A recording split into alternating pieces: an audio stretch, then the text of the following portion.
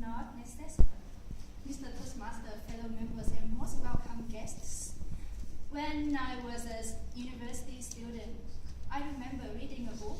Somewhere in that book, the author said, in order to succeed in what I want to do, I should pick up one or several role models in that field and go on, observe them, read about them, and come up with a list of, let's say, 3 things that they have in common, that have made them successful. And it would be the formula of success. And all I have to do is to apply that formula into my life. So I did it. And the 3 things that I found are, they read a lot, they are very tough, and they are excellent at language, both writing and speaking. So I've been learning about writing with a tutor who I meet once a month on Skype because he's in Canada. And in case any one of you interested, like whom maybe, you can check out the Melbourne Library's website. There's a section named Writing Workshops where you can meet other learners as well as experienced writers who can help you with wording. Or you also can search on Google with keywords like November, 50,000 word novel, 30 days.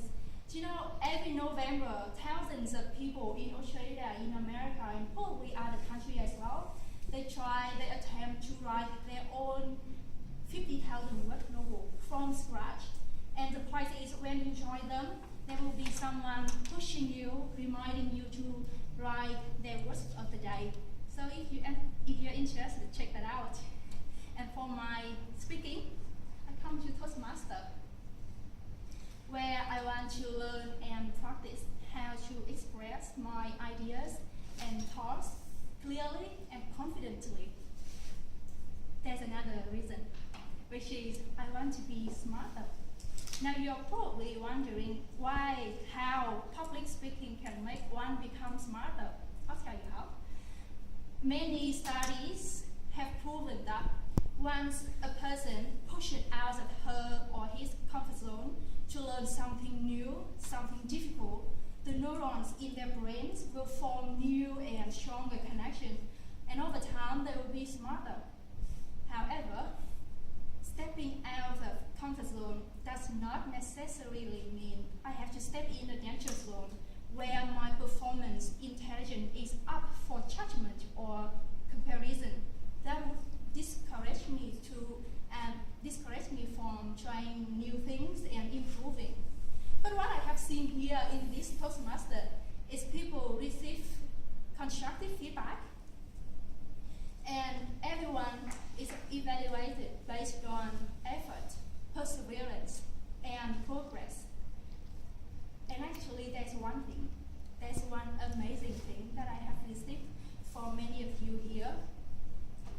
Remember, every time I came on this stage, I couldn't say a word. I felt so incompetent.